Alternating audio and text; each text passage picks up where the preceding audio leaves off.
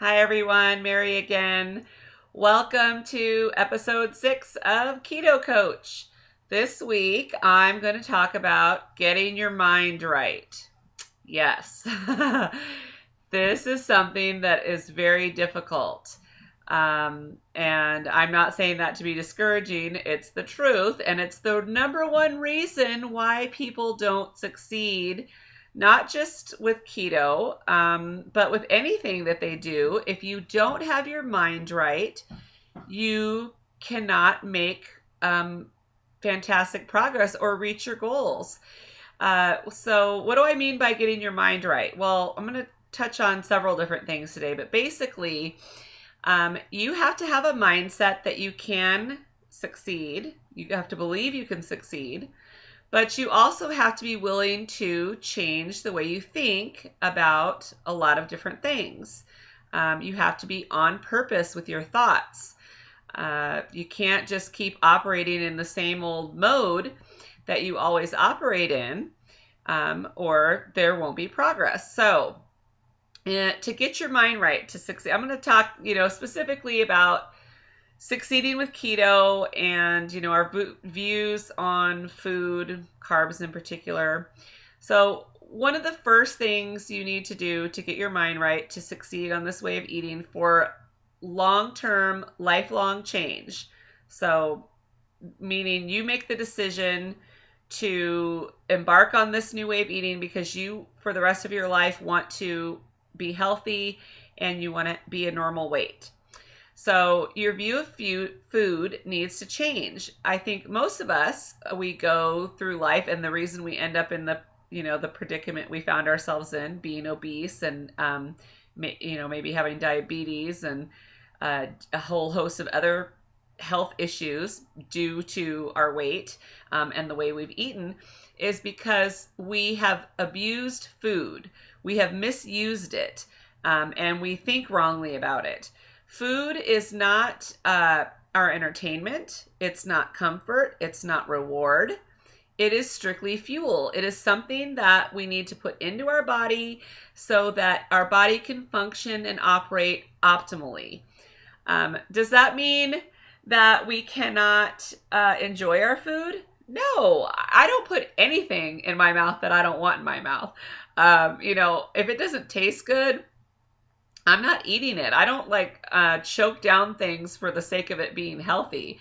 I see questions like this online. People say, "Oh, I hate avocados. Do I really have to eat avocados to succeed on this?" Or, "I hate coffee. Do I have to drink BPC?" The answer is absolutely not. Don't eat anything that you don't want to eat. Just because other people eat it and find it useful in their day-to-day keto journey. Like, I eat things I like. I eat avocados because I love them. My friend Mandy can't stand them, and I'm sure she gags every time she sees my plate with an avocado on it. So, of course, the people who don't like coffee, "Oh, I hate the taste of coffee." Well, then don't be drinking BPC. If you don't like coffee, find something else. So viewing food, you need to view it as fuel only, but definitely it's okay to enjoy your meals and your food. I'm not saying, eat stuff you don't like and don't enjoy your food. Just don't make it the center of your universe. A lot of people have issues with when they go out to eat with friends, that they feel like, they feel like if they don't eat what the group is eating, that they're somehow missing out. And you have to change the way you look at that. For me now, going out with friends, even if we are going to a restaurant, the center of the event is not, it's not the food. I'm going to enjoy the people, the conversation, the atmosphere. That's what I'm there for. The food is secondary. If I'm hungry, I'll eat. If I'm not, I don't. I will just, participate and hang out with my friends. So it's really important that we see food realistically, that it's fuel, and that's it. And I know some people will disagree, and some people might say, "Oh, well, that's an extreme view, or it's unhealthy." But as someone who's had a lifelong dysfunctional relationship with food, I cannot give it that importance. I cannot give it the power to where, power of entertaining me. I can't allow it to be used as comfort, like, if I'm upset, or for celebration for that matter. I mean, I didn't need any special reason to eat. A lot of people, like, I guess I was an emotional eater, but a lot of people say that, oh, I'm an emotional eater. I eat when I'm upset. Well, I ate when I was happy. I ate when I was upset. I ate when I was hungry. I ate when I wasn't hungry. I didn't need a reason to eat. So I had to change the way I viewed food so that I would use it strictly as fuel, and that's what I do.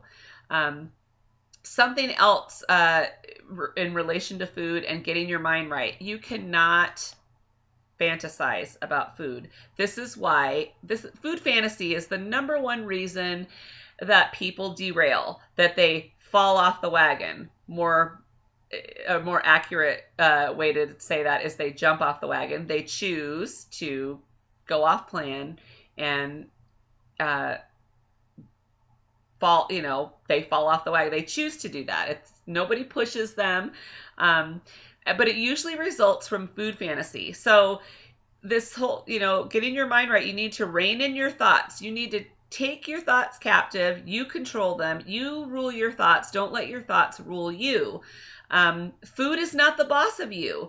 You don't have to, like when you're at the grocery store, walk by the bakery, view the cheesecake, and then all of a sudden that cheesecake controls you. And all you can think about is eating that. And, oh, remember that time that I had? Oh, that was so good. I used to love Costco cheesecake. And my brother reminded me not too long ago that he and I killed an entire Costco cheesecake in one evening. And they're huge. They're huge cheesecakes from Costco. So, you cannot fantasize about the food. You can't start thinking about it. If you start thinking about it fondly, and like it's something you're missing out on, your actions are going to go in the direction of your thoughts. So don't spend any time reminiscing about stuff that you used to eat, because that is just a bad direction. Eventually what's going to happen is you keep thinking about it.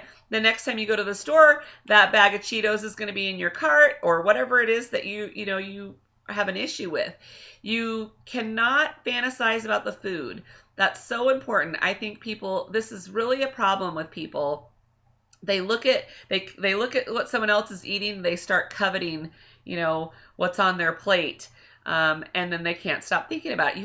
You have to take control of your thoughts. And when a thought like that comes into your mind, you have to immediately tell yourself, you know what, that food is not good for me. It's unhealthy for me. It won't do me any favors. The only thing I'm missing out on by not eating that food is fatigue, high blood sugar, bloat, stomach cramps, a spiral into a binge. Like, those are the things that you're going to miss. The temporary satisfaction of cheating, or taking a bite, caving to food fantasy is just that, temporary. And you're going to feel, guilty more than likely before you're even done eating it. So don't go down the road of food fantasy. When you get a thought, remind yourself why it's not good, and look for something to occupy you. That first year I was on keto, I read almost 300 books because I just had to stay busy doing something else to keep myself from thinking about the food or being in the kitchen, full time. I had to get control of that, or I was just going to keep repeating, old patterns of behavior. Another thing that we need to do to get our mind right is to use positive self-talk. Don't say things like, I can't, or I've always done this. When we reinforce old behaviors and we say, well, I can't change because this is the way I've always done it. You aren't going to be able to change if that's the way you voice it. It doesn't matter how you've always done it. Has the way you've always done it worked for you? Clearly not. So don't keep, using that excuse. Don't say, well, this is the way I've always done it, because the way you've always done it is not working. You need to find a new way to do things. So you change your language. Don't, make excuses and justify things that you've done because that's the way you are. You can change the way you are if you want results, if you really want results. Another thing besides the positive self-talk, changing your language, that's like along the same veins. Speak positively about, instead of saying, I've always been a binge eater, you could say, I don't binge. Binging is not an option. Change your language to where you can believe, to language that you want your mind to believe, because whatever you tell your mind, it will believe what you say. So I don't know if you've ever heard the fake it till you make it. Think the way you think the goal you would think, and try to act the way that person would act. Like if you were at your goal weight and feeling really good about yourself, how would you be talking? Talk that way. One thing else that also helped me get my mind right was every day, and I still do this, I go on Pinterest every day, and I did it from pretty much from the beginning, and I started a board of, fitness, inspiration, motivation kind of thing. So quotes that made me feel strong and empowered. Lots of different things. Let me see, pull my book. Like one of them was, I'm not here to be average, I'm here to be awesome. Or the body won't go where the mind won't go. Things like all kinds of different things like that. And I would read them every day, and I would find new ones, and I'd pin new ones, and I printed things out and put them around the house and even in my car, so that, wherever I turned, I would see these positive sayings, and it would remind me of my goals and why I'm doing what I'm doing, and help me to stay on track. That was really key for me, to have all the, positive input. I've heard the term before, and probably everyone's heard garbage in, garbage out. If we dump yucky thoughts and think negatively, then that's what comes out. So when we feed our mind positive things, that's the direction we go. We're drawn to that. Okay. And one last thing is that you need to have your mind right, that this is your journey.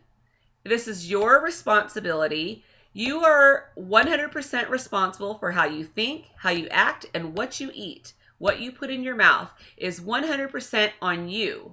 I see this business online, people getting really upset because their friends and family won't get on board with them to do keto, which they don't have to. But worse than that, I think that, it's okay to want your friends and family to be keto, but they have to want it for themselves. But the thing that I notice more is when people get really upset about how their husband or significant other or their friends eat stuff in front of them.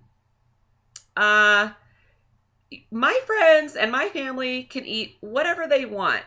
Whether or not they eat in front of me is not it. I don't think that because they eat Oreos or something in front of me that they love me any less, or they don't care about me. I don't look at it that way. And I'm not going to tell them that they can't eat that stuff in front of me, that it's not nice or it's not fair. I am 100% responsible for what I eat, and so are you. And you cannot put that pressure on your friends and family. There is food everywhere. You go to the grocery store, there's all sorts of temptations. Are you going to get mad at the store because there's crap food everywhere you turn? What about driving down the road, the billboards, the food billboards? I mean, you can't avoid it. Everywhere you go, there's going to be temptation and going to be food. And don't put that pressure or responsibility on your family to feel like they're obligated to not, eat around you, or that they have to walk on eggshells because you might binge. It's not their problem. It's your problem.